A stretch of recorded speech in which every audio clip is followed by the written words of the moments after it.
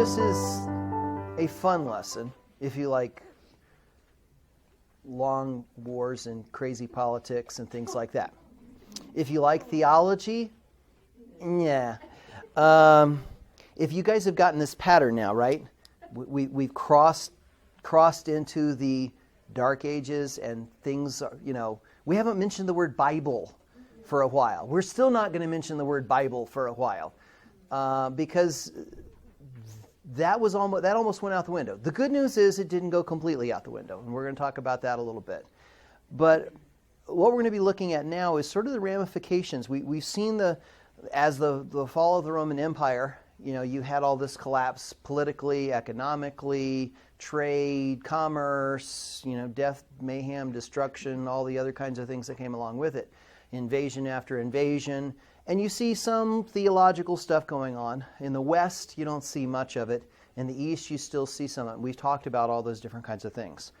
But now we're going to start seeing through, I won't say good stuff, but stuff that ends up doing good stuff. See, that's the way God works, right? All the bad, he still turns for good. Isn't that cool? So we're going to watch some of the bad stuff that he's then going to use for good. How about that? So there is some hope and some encouragement in the lesson, even though it's going to be a bit dark. And we're going to be talking about, quote unquote, the Crusades. Now, we're not talking Indiana Jones and the Last Crusade. The difference between Hollywood and history when it comes to Crusades are like, forget it, besides a couple of names and cities, about the only thing that they actually get right. But we're going to talk about what is referred to as the Crusades. The thing that's important to understand is this is basically towards the late Middle Ages, before the Renaissance time period. Matter of fact, this is the stuff that's going to set up a lot of the events that come along with, quote unquote, the Renaissance, if that makes any sense at all. We've seen Charlemagne, remember? He sort of tried to get things going, and then his sons weren't quite so good at it. Things sort of fell back apart again. This is now the time where we see that the papacy is dramatically dominant over Europe. Not saying it's a good papacy, but it is dramatically strong. It's very, very strong. Now, it hasn't even hit its height yet, but it's getting there. We also know that there's some real problems that come along with that. Like last week. Yeah, there were a few problems last week. But the problem that we get is biblical literacy, education, and training. There's not much of it. It's quite poor, a matter of fact. However, it's not all gone. That's the thing that's really neat, is God does not leave his church with nothing. And we've seen that, the little monastery up in Ireland, reintroduced education in Latin and be able to read text and re-evangelized a lot of Europe. I mean, so you would think, what in the world can a little teeny monastery sitting up in Ireland do? And yet, tremendous impact. And that's the thing that we have to realize, that God still works through the simplest things, even in the chaos and all. Now, what we're getting to is we've got to a place where a lot of the invasions, we've talked about all the invasions and the tribes and the Vandals and the Ostrogoths and the Visigoths and the Franks and the Burgundians and the Slavs and the Vikings and I can keep going. It's kind of calmed down. It's calmed down, and what's happening is the quote-unquote Christianization of these nations. As a matter of fact, the Vikings become Christian. The Slavs become Christian. Now, we'll call that Christian with the Christian meaning church Christian. We'll see how many of them are Christians. Okay? So understand when I use the word Christian here, it's a relative term. That does not mean there weren't godly people who loved the Lord during this time. But it becomes of a lot of churchianity. Okay? And unfortunately, when biblical theology and understanding the Bible goes away or becomes diminished, what do you think creeps in? Disaster, superstition, heresies, people start believing in stuff that's not real, and those things capture people's imagination far more than the Scriptures. And it's not because they have a comparison, it's because they don't even have a comparison. You ever thought about that? Why did they choose that? Well, because they didn't have any other choice. Yeah, filling in the blanks. I have this big gap. I don't know this. Okay, there's God, there's this. Now, how do I fill in? Because they don't have that. And that's one of the big dangers. That's why we train people. That's why we want to make sure people understand what's going on. Because without that, that's exactly where man's going to go. Going to go right into that kind of stuff. So, this time of quote-unquote the Crusades really ends up being a poor term because the reality is what we call the Crusades, and there's like 9 of them that are listed, really aren't just the Crusades against the Islamic countries. There are Crusades against anybody the Pope doesn't like. There's Crusades in Spain, which aren't counted as part of the Crusades. It's called the Reconquista, which basically means the reconquering. And by the way, that only lasts over a 700-year period. Okay, 700 years. So, think about this. 700 years is the 1300s. How many Columbuses have discovered America yet? They haven't, unless you talk to the Vikings, and they did show up here. But all those different things, we don't even have a concept of what 700 years. In Europe, that's a blink. For the United States, that's infinity. We don't even think in such terms. So all of this stuff that's going on here is watching a decline of literacy, of theology, of organization, and as it's starting to come back up, power-wise, organization and structure, that's when we get, now what do I do with all of these powerful kingdoms, with all of these nobles, with all of these people, with all of these armies, and there's nobody to conquer? Find somebody else to conquer. There you go. See? It's a perfect solution. And so what do you got to do? You got to go find the barbarians. You got to go find the infidels. You got to go find a problem to solve. Because, see, you don't like a bunch of young guys who have no place. Because, see, the abbots, that they were trying to dump their sons in there and say, hey, look, they can be powerful and they can be lords. Well, what did Jason talk about? The church is going, whoa, whoa, whoa, can't do that. This is church's land. This is church's authority. And so the nobles are going, what do I do with my 2nd, 3rd, 4th, 5th, 6th, 29th son? And all the bastard sons and all the other people, And now we've got stability, so people aren't just dying right and left.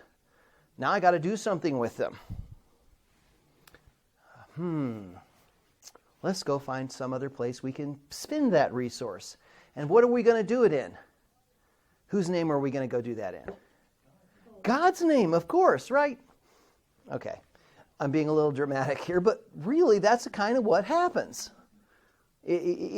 People have a practical problem they have to solve. Again, notice no Bible here, right? No theology here. No, why are we doing this? No, we were unjustly attacked. We have to defend ourselves. None of that. We can make up stories. I remember in one of my history classes, William Randolph Hearst. Do you remember him? Hearst Castle, newspaper guy. The Maine blew up in Havana Harbor in Cuba, and the guy, his famous quote is, "You get me the picture, I'll get you the war." And that's exactly what he did. The Maine blew up because of a coal bin dust fire that exploded. They weren't attacked, but he turned that into a war.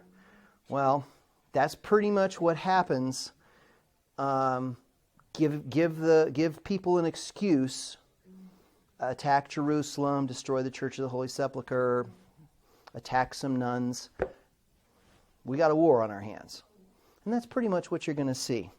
Now, we have to do things officially, though. So let's talk about the First Crusade. Let's make this all official. How does the First Crusade work? Well, the First Crusade works pretty simple. The emperor of Constantinople, who happened to be Alexius I, talks to Pope Urban II. If you notice, the emperor is talking to the Pope. Tells you something right there. And he says, we need help defending our empire because the Seljuk Turks are coming in and attacking. And see, the Seljuks were a recent conversion to Islam, and they were a bit more rowdy, let's just say. And they weren't quite as nice. Because honestly, Islam and Christianity and Judaism kind of had a tenuous peace, first class, second class, third class citizens type of thing in Islamic countries. Up till this point. The Seljuks start coming in and they start getting a little bit more obnoxious about things. And of course they cause some problems. So the emperor in the east says, Pope in the west, come help us. And the Pope is going, maybe we should do this. Because see, remember I talked about when the Vikings in the North and the invasions that they were actually going to defend against Islam? It's funny, but in northern Italy, the Normans, the Vikings, if you can believe this, in Italy, are defending against an Islamic invasion from Sardinia. And you also see in the south, they're fighting an attack from North Africa into Italy. Remember the Normans that were there helping the Pope? Jason talked about that. Those guys were defending. Robert, the guy who kept flopping back and forth and getting more and more land. Remember him? And so the Pope was sitting here going, maybe we ought to help out the East. And being that I'm Pope, maybe I can influence the Patriarch of Constantinople to unify. Remember, we had that great schism that's occurred? Maybe we can get influence back. Maybe we can get control back. Maybe I can show them that I'm really in charge. Because remember, he is effectively in charge of Western Europe. Not totally, but practically. Because all you have to do is threaten what? What was the big word we learned last week that you can use as a church to ensure you get control? Excommunication, yeah. And so, let's just start working that way. And so he says, all right, we're going to help. And that's going to be part of the First Crusade. I'm going to diverge here in the notes that goes back to Spain. Now, what was going on in Spain? Anybody remember what happened there? Because again, we're about to go to the east, but there's still a little bit left in the west. What happened in Spain? Anybody remember? The Moors came up from Africa. Yeah, the Moors came up from Africa. And you had the Battle of Tours at Poitiers and Charles Martel and all that stuff. And they basically took Spain and Portugal, the Iberian Peninsula. Remember Charlemagne, around 800-ish, that time period? He was trying to get back in there with the Frankish forces to try to get and start helping beat back the Moors. And this was also part of the time where Islamic states, sort of blew apart and they weren't quite so unified anymore and they kind of got their own little caliphates and all that kind of stuff. See, it all intertwines. History actually does that. God actually understands all this. The rest of us are going, okay, my head's already exploding and you're only 10 minutes in, right? The thing that we have is the Moors are there. The Franks are now trying to come back, and the Franks are allied with the popes. So the Franks are now bringing the papal influence in. And over time, over that 700-year period, you end up with a situation where slowly, but slowly, but slowly, but slowly, they start pushing back the Moorish kingdoms. And they start with Barcelona, which is up in the north part, just sort of near the coast of France and the Pyrenees and all that kind of stuff, where the Catalans, yes, the Catalans, good old Count of Monte Cristo is from Catalan and Marseille, and his wife Mercedes and all that stuff. Mercedes. See, you guys have to keep up with movies, literature, etc. if you're going to be in this class, right? The thing that you have to realize is that particular area was reconquered very early, and it acted as a base moving forward over time. And slowly but surely, as these kingdoms started falling apart and started causing trouble and all this stuff, that is almost a whole series of little miniature crusades. Now, before you get too excited and say, oh, look, they're reconquering, it wasn't quite so simple as that. You've heard the Mayans saying, the enemy of my enemy is my friend. You guys are up on Mayan literature too, right? You have to travel the world, man. The Mayans basically had that saying, the enemy of my enemy is my friend. Well, this is completely applicable to what was going on in Spain. So if you didn't like your current ruler, whether he was Christian or Muslim, what would you think you would do to make sure you got rid of him? Go find an ally. And do you really care who that ally is? Nope. So if an Islamic guy wanted to get rid of the guy who was leading his area, he'd go over to the king who was the Christian and say, hey, let's join forces and get rid of that guy. Okay. And you got the Christian guy who didn't like his Christian ruler, you go over to the Islamic guy and say, you want to join forces and get rid of this guy? Sure. And they did that back and forth and back and forth and back and forth. And then my last movie reference. Remember Jerry Maguire? What was his famous quote? Show me the money. Yeah, and guess what that means? Show me the money. Mercenary. Whoever pays me the most money, I'm going to go there. So then you have Islamic and Christian mercenaries, and they'd fight for anybody as long as you pay me the money. Okay, so you can see how the conquest of Spain and Portugal is a little bit messier than you possibly can imagine. But that happens slowly but surely over a 700-year period. And in 1492, another auspicious year, Columbus, yes, that was when the last Moorish city falls to Ferdinand and Isabella. So they start in the 700s, mid-8th century, and they finish just before the beginning of the 16th century. Okay? That's a long, long, long, long time.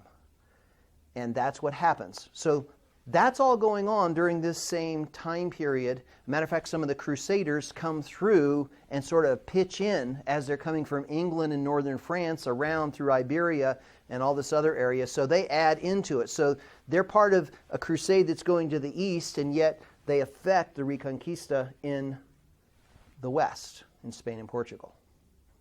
Okay? So even the impact of the Crusades against the Muslims in Jerusalem are affecting things in Spain and Portugal.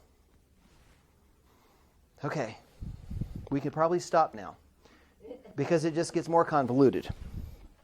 What do we end up having now? We end up having a big challenge. And this is on bottom of page 3, really. As I mentioned, you end up with the Seljuk Turks coming in, and they become a lot more aggressive about their policies. Prior to that time, amazingly enough, again, we talk about a lot of the peace. Christians were taking pilgrimages to Jerusalem and to these churches. And, they were basically being left alone. Then some of the Muslims in the area kind of got a little angry, if you will, and started picking on them, if you will. And the Byzantines and the Pope kind of went, this isn't cool. And then, being good businessmen, they went, this isn't cool. So, because these guys they're actually bringing money, they're bringing wealth, they're bringing stuff to our area, so why not fleece the people of the book? Because remember, they weren't infidels. Big difference in how things are used today. Christians and Jews are considered infidels by Muslims today, or at least the radical ones, but they were people of the book during this time, and therefore they were not to be bothered. They were second class, but they were not to be bothered. And so they realized, these people of the book will eventually get them, but we'll take their money in the meantime. If they want to donate to our coffers, we're more than happy to take that. The problem is that the Seljuks start coming in to Jerusalem, and they're a bit more aggressive. And I think, don't hold me to this, but I believe it was the Fatimid Arabs, or out of Egypt, that dynasty got kicked out. The Seljuks were kind of aggressively coming in, and a lot of their policies, which were very conducive, were being overturned.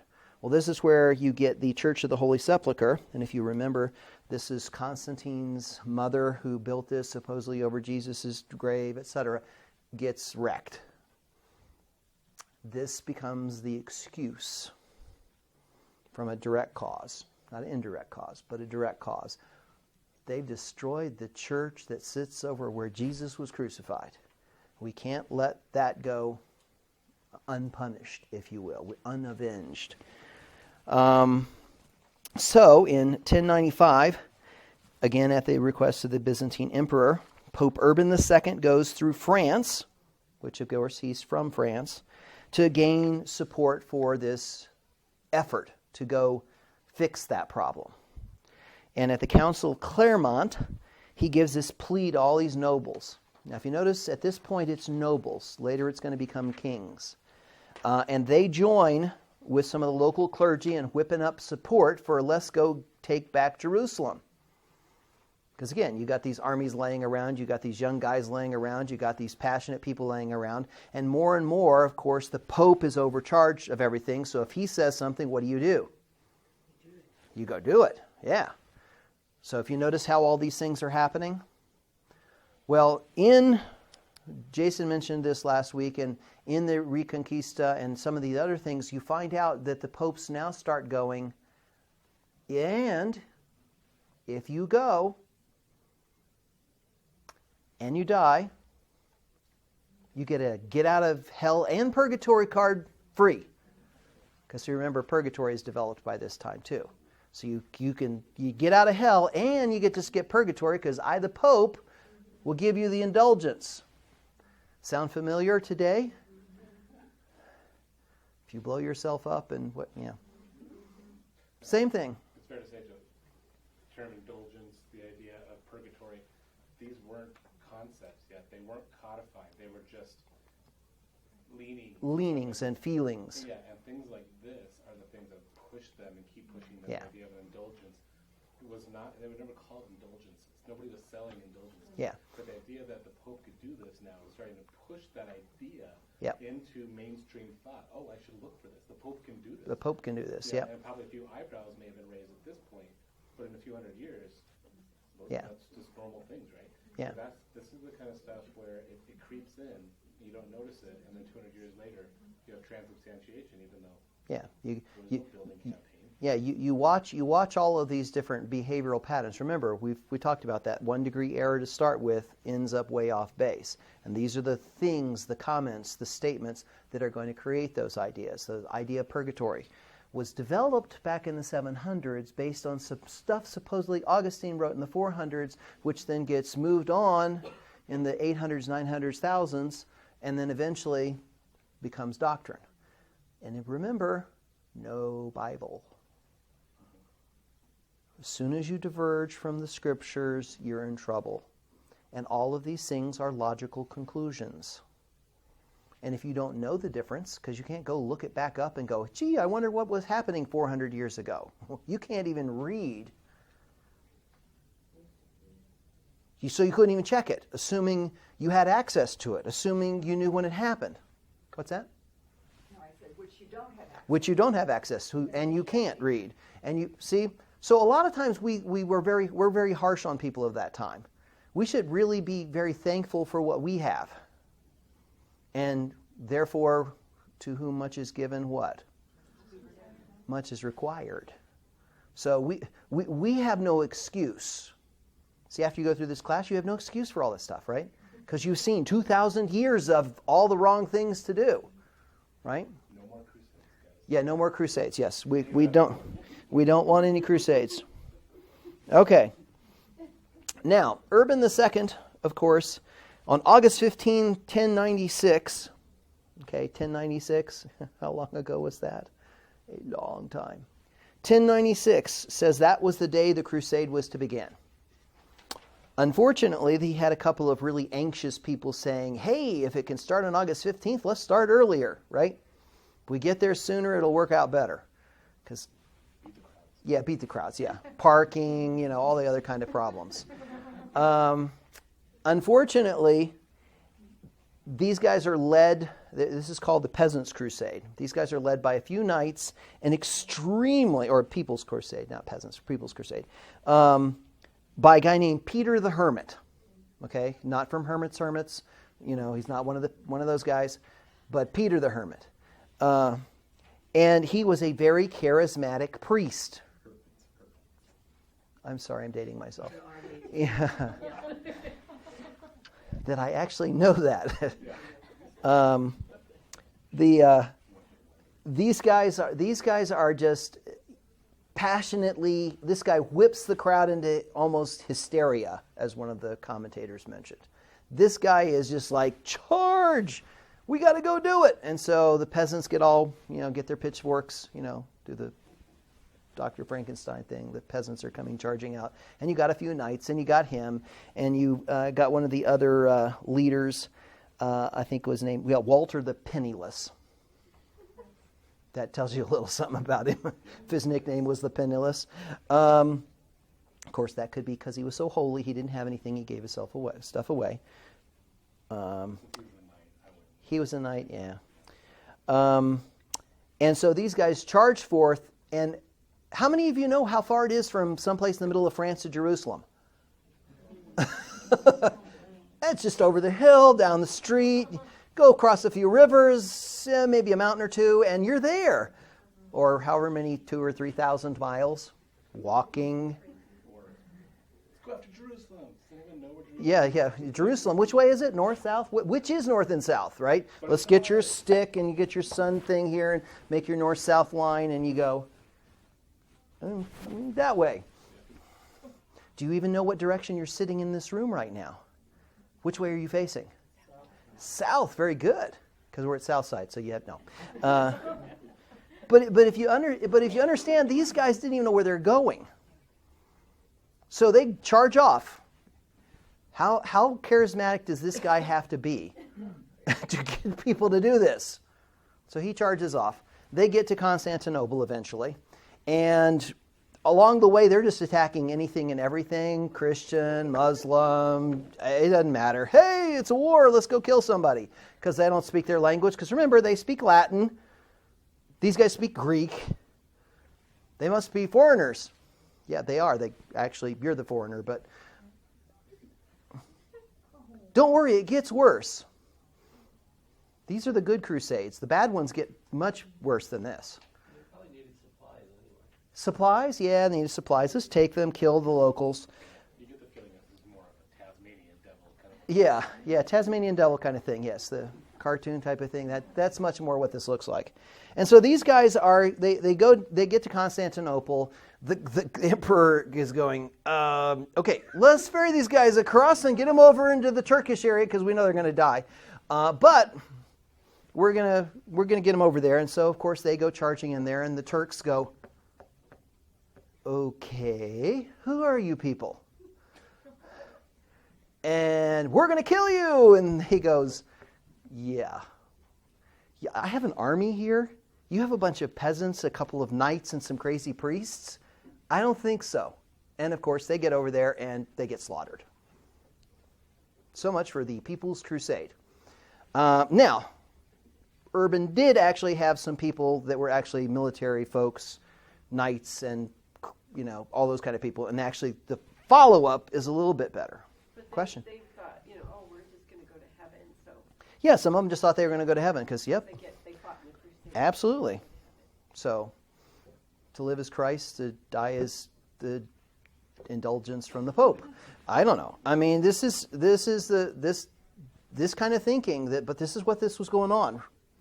Now, the next group, the actual official group, who the real Crusades, they kind of come trundling down. They get to Constantinople, and the emperor goes, okay, guys, time out now. We'll help you. We'll send you across. We'll let you go, but you better swear fealty, loyalty to me. And any cities, any land you take are mine. After the first group, you probably would do that too. And so they say, sure, we got it. No problem. And so he sends them on. And we're going to talk about their conquest. But one of the problems that you find in the First Crusade is people get really fired up about killing anybody who's not Christian. Guess who happens to also live in Europe who aren't Christian? The Jews. The First Crusade is not really good for the Jewish population. And a lot of them get killed. Some people refer to this as the first Holocaust. because people just were killing them. Now, later on, to the credit of people like Bernard of Clairvaux, remember we talked about Bernard of Clairvaux a while back, they said, no, don't do that. But the Jews weren't well liked, and this just gave them a good excuse for doing this.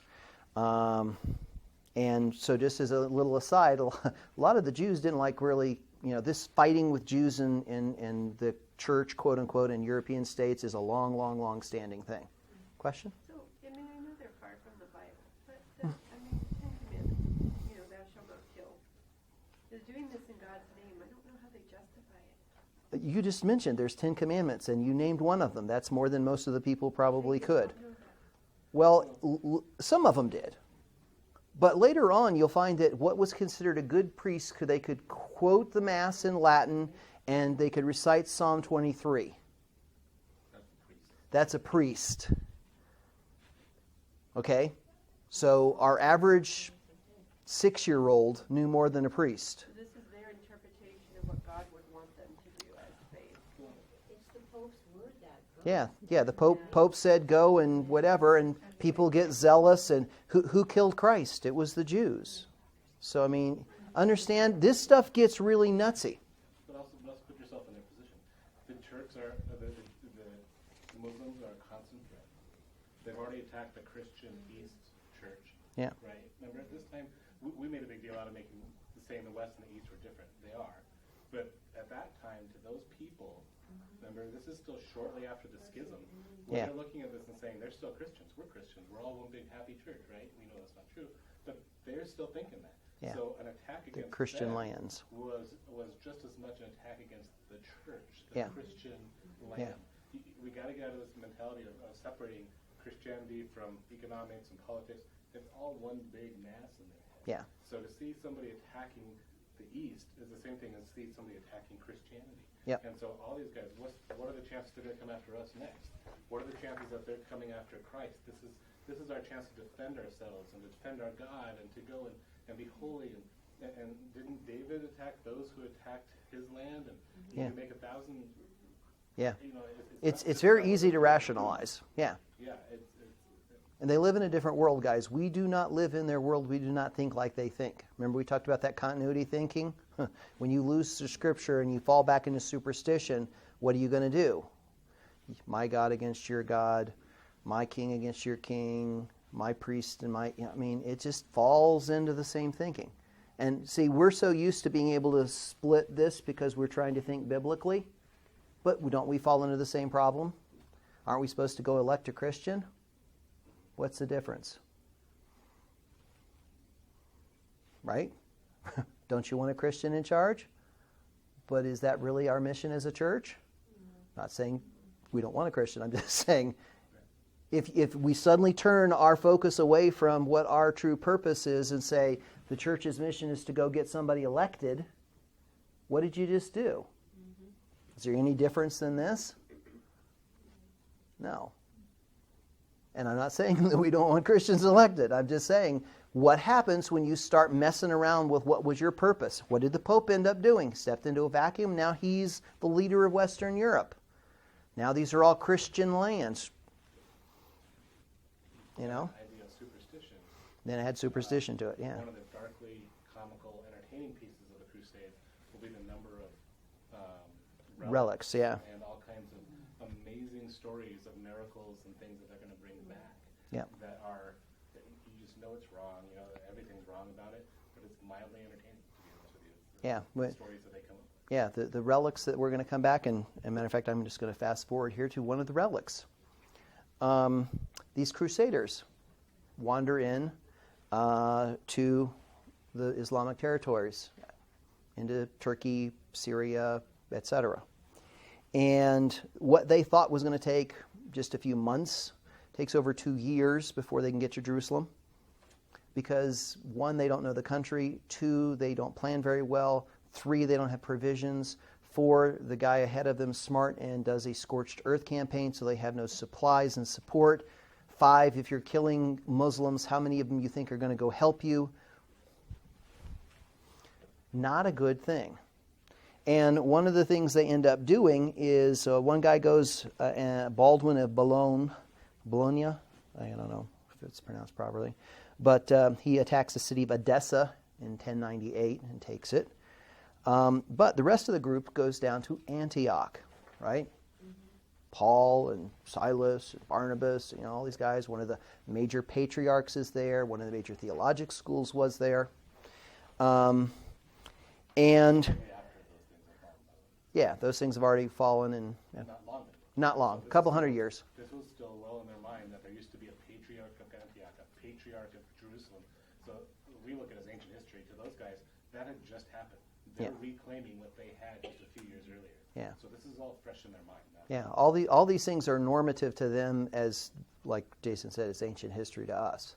But what they end up doing is they try to siege the city. They don't have enough troops. The siege goes on for 8 months. They're still not able to take the city. They get reinforcements from England. Oh, by the way, that was one of those groups that came around and helped in Spain and eventually sails in and helps them out. They eventually were able to take the city. They basically sack the city, and they basically kill almost everybody in the city. Not too cool. And they end up with 1 in 7 of their men dying. And by the time they get done, they don't have many troops left. And they started with like around 30,000, and they're down to 10 or 12,000 now. I don't know about you, but that's a lot of people to feed, and that's not a very big army. And guess who comes trundling in?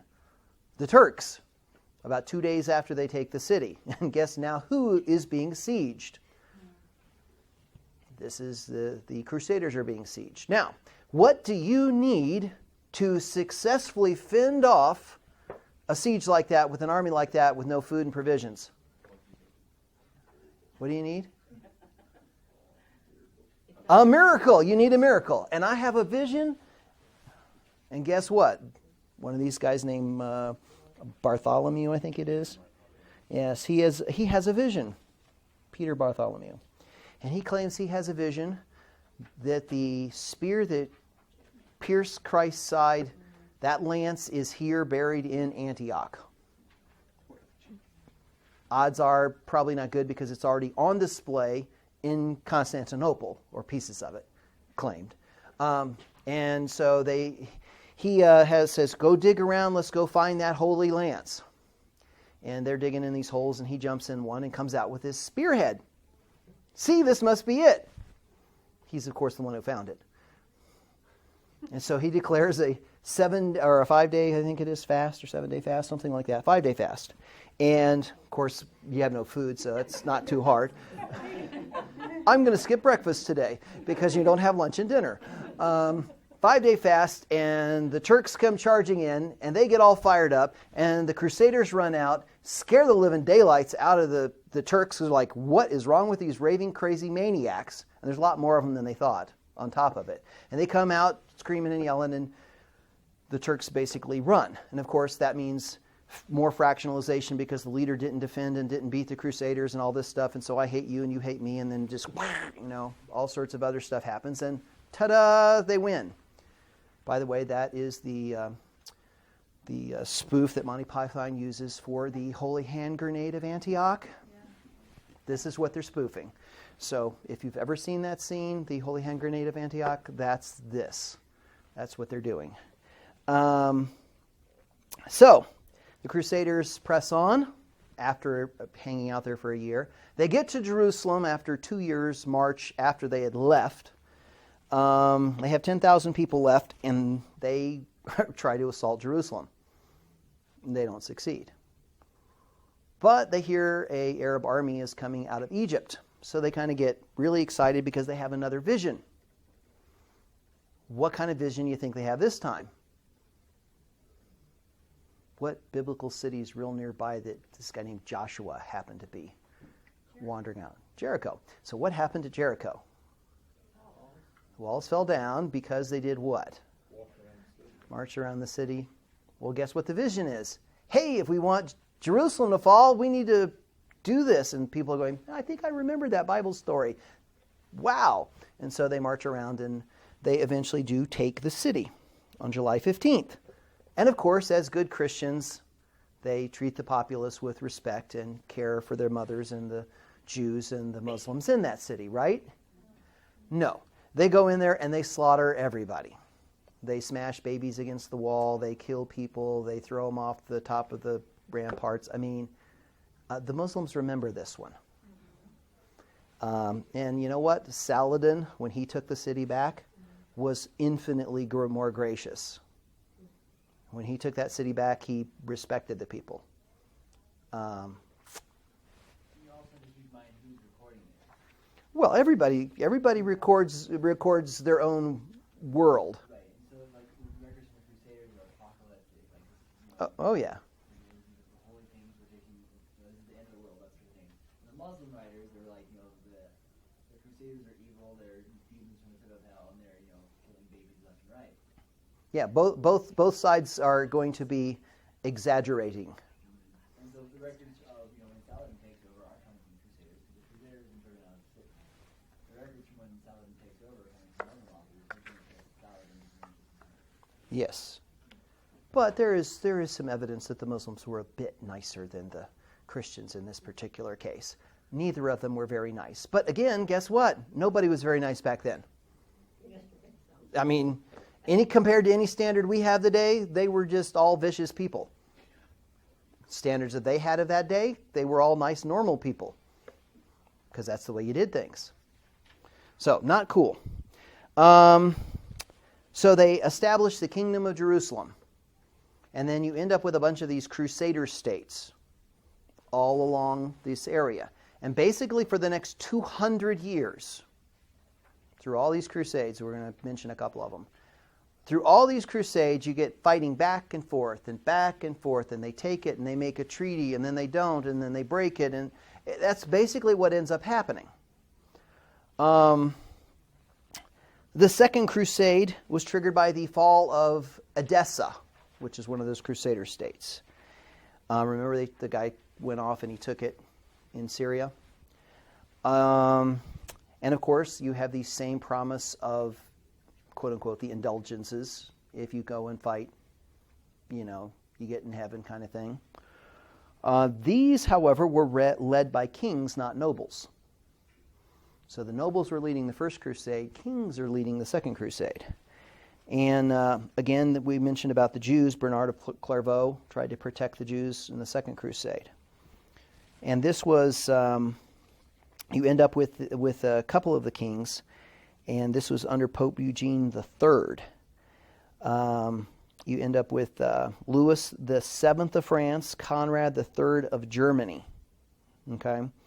And these guys fight back and forth, and you also end up with, I think, Richard's in this one, or he's the Third Crusade.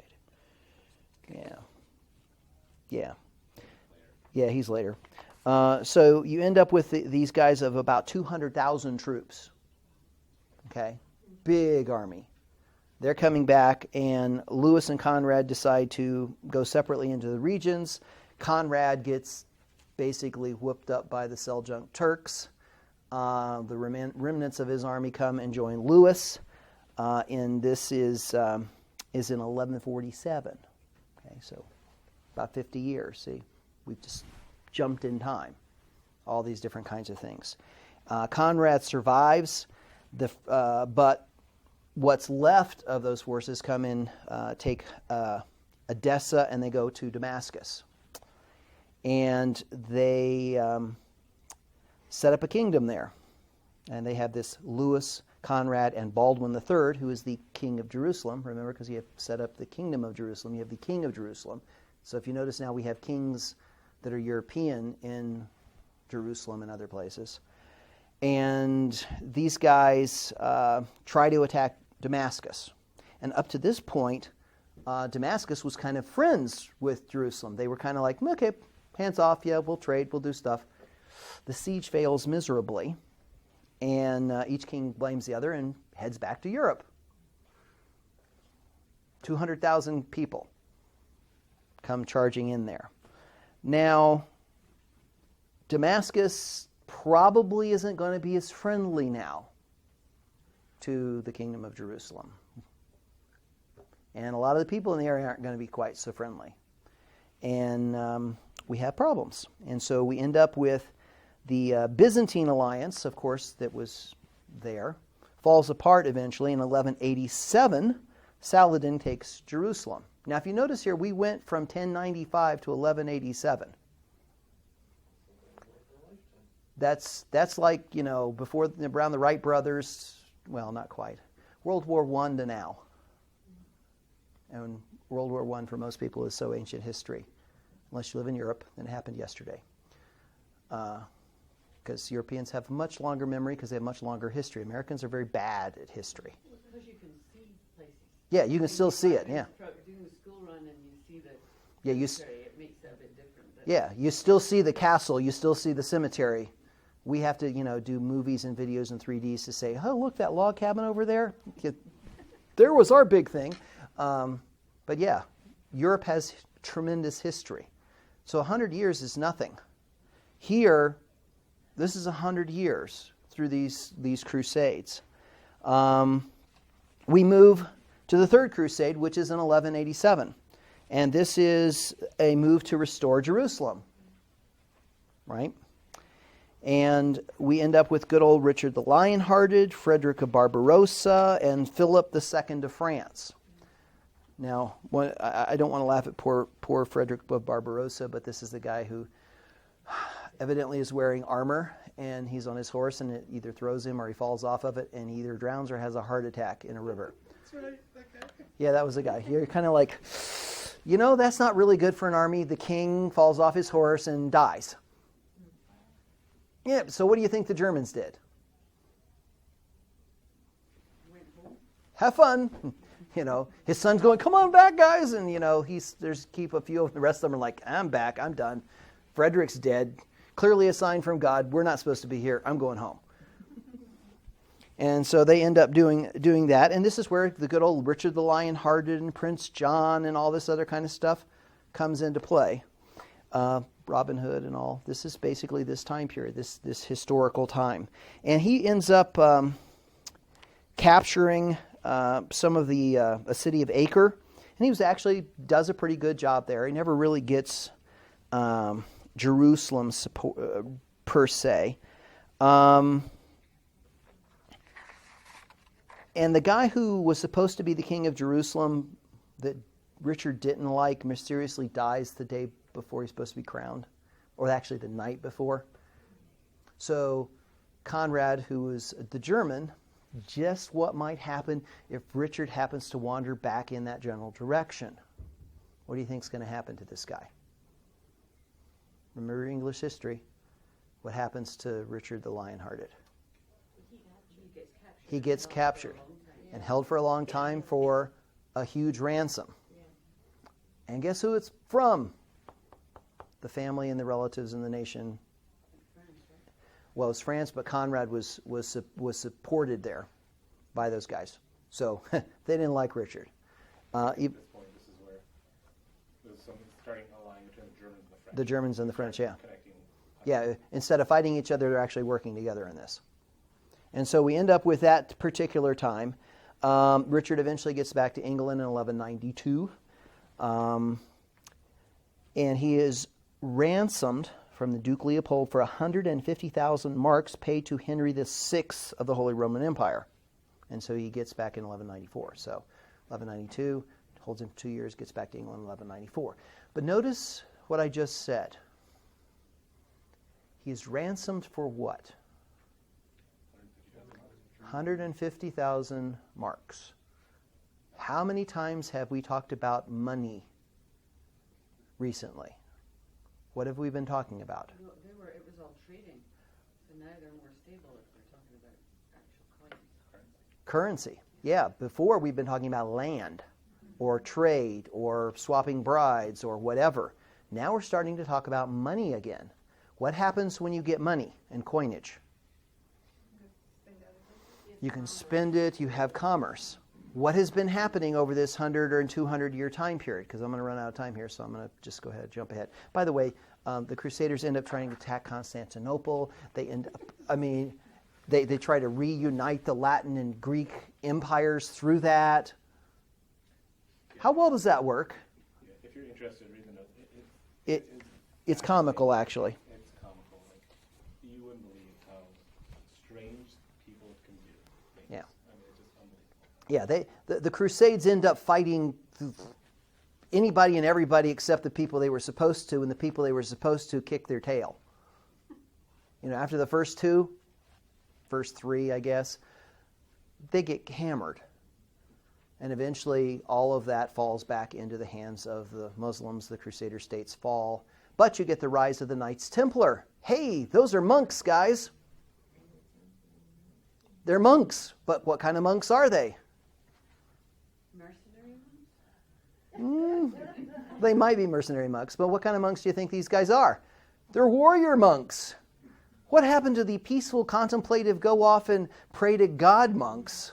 What happened to the industrious, let's love one another and care for each other and serve each other monks? Now you have warrior monks because, of course, you have to defend the pilgrims. Have we slipped a little bit here? Because it was such a holy thing. Yeah, it's a holy thing. Great thing. Relics. And Yeah. Yeah, and eventually the Knights Templar gets so rich and powerful they end up with the popes and killing them and all this other kind of fun stuff later on we'll talk about. But you do get one good set of monks out of this one, the Hospitallers. What do you think we get out of that name? Hospitals. Yeah. Hospitals. Yes, they cared for all of the wounded and sick people along the way. So that's where you get it from.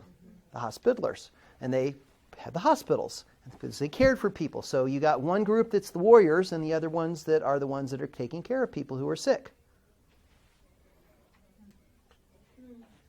Are you guys tired of the Middle Ages and ready for the Reformation yet? A little bit of Bible back in this? And so what you end up seeing, though, is the Muslims and Christians and Jews all don't trust each other too much now after this. Before they kind of had we'll get along. We might not like each other too much, but we'll get along. After this, not so much. And you hear the Islamic extremists today talking about the Crusaders, right? Because what anybody who says has the label Christian is what? A crusader. What are they going to do? Come attack you. And guess what? If you don't know any better, what do you believe? Exactly that. And guess what? There's a little bit of history that might convince you of that. So you have that problem. You have the power of the papacy growing. Now, the papacy can get armies. He can get people going to war. He can excommunicate people. Guess what else he uses that power to do? Outside of the Muslim and the Reconquista, what do you think he's now going to use this military power and his Templar monks and other people for? Promote himself, but how many heretics can you take care of with all of this power? As many as you want. How many people who aren't heretics that you don't like can you take care of with this power? By declaring them to be heretics. And any ruler who goes against you, what can you do? It's the big EX word. Excommunicate them. All right. if they're excommunicated, you are therefore licensed to... You can take their land. You can do whatever you want. And oh, by the way, if I just need a little extra help, I just have to offer you heaven. See how bad it gets? How quickly it... But remember, quickly is a relative term. These are over 50, 80, 100 years. Ignorance, lack of reading, lack of education, lack of knowledge, lack of communication. And yet, God's word is still being protected. You're going, how? That's because he's God. Because he's able to do that stuff. The protection of his word is amazing even during this time, because now what happens that you have trade opening up, now that you have communication between the Latin West and the Greek East and the Muslims and the Moors and philosophical stuff and the writings of the Romans and the Greeks, what ends up now happening? Because of all this other ugly stuff. What do you think? You got trade. So what are the good things that come out of this? People share learning in groups and start learning again. Yeah, learning, books, ancient knowledge is coming back. Science, philosophy, mathematics. Anybody want to do math with Roman numerals? No, we got algebra from Saudi Arabia. Yes, algebra is an Arabic term. Azimuth is an Arabic term. Arabic numbers are actually Indian, by the way. But a lot of those, Place value of 0 is Indian. as you mentioned, Cordoba and those places Cordoba. in Spain that were Muslim-oriented, they're actually more moderate. They kept a lot They of the kept it all. philosophy and learning. Yeah. Now that the Christians come and reconquer it, guess what they rediscover? Yeah. All the things that were core to Europe to begin with. Yeah, so all this ugliness of the Crusades and all of this horrible stuff, God is still using. He's been using people, quote unquote, pagans, those who do not believe in Him, to protect knowledge and learning and Scripture and all of the things that are now going to, through this really other ugly stuff, come back in, which are going to become the foundation of information for the Reformation. So don't ever think God has given up on us. You never know. See, when I go down to the islands, I tell them, you guys must learn this because I need you to come back and save my grandchildren. Because by the time that I get, grandchildren old enough or great-grandchildren or whatever, who knows what's going to be here. That's why we can't give up. That's why we have to learn these lessons that God is still working in all of this stuff, regardless of all this ugliness we see. And He is. That doesn't excuse the ugliness. That doesn't make the ugliness right. But we can never forget that He deals with this even in this ugliness. And He's still protecting His Word and His people. And during this time we're going to see that there are godly men and women who are preaching the Word accurately. Luther didn't just come up with his stuff on his own. Actually, his mentor was just like Luther. He just didn't start the Reformation, but he taught Luther stuff. Okay? He believed the same things. So it didn't go away. It just looks buried under all this nightmare, which is cool. So God is amazing when it comes to all this stuff.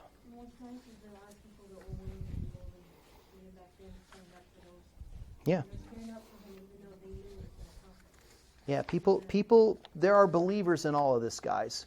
They may be very limited in their knowledge and understanding, but they were godly people who loved the Lord and did the best they could with what they knew. So, it doesn't look like it, but... One other point, too. You mentioned 150,000 marks. Yeah. We talked about the stability that Europe had now that they got currency. It also meant, remember, he was asking for something that was painful, right? So that means wealth is found now in currency, which means there's trade, and trade creates what? Well, cities. Yeah. So now all of a sudden cities are starting to grow again across Europe, and then cities become more people become more power, and so now you're starting to get into the rise of city-states, Yeah. those kind of places. And you get So the we power of start looking city-states. forward into the Reformation and Luther, and you start seeing where he went to, where Calvin was. A lot of that's now because there's people that don't have to own land to be powerful, Right. because they have lots of money. Yeah. So now all of a sudden you're starting to arise the bourgeoisie, the city-states, a lot of things that actually are a lot more familiar to us. Yeah, a lot of modern society is born out of all of this stuff. So again, God's still in charge.